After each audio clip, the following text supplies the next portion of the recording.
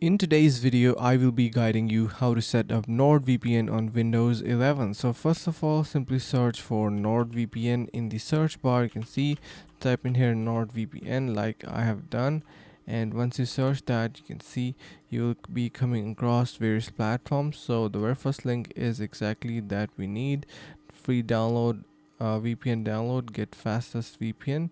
And this is the one that we're going to be needing for today. Once you're here, you need to simply create your account. So for that, you can click on this login option, or this get NordVPN option is going to be simply for the purchasing plans and offers. So make sure to create your account.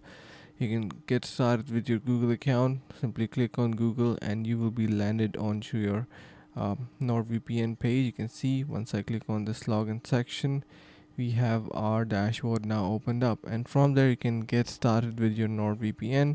We have this option to officially get NordVPN here on the dashboard. We have various other apps in here as well.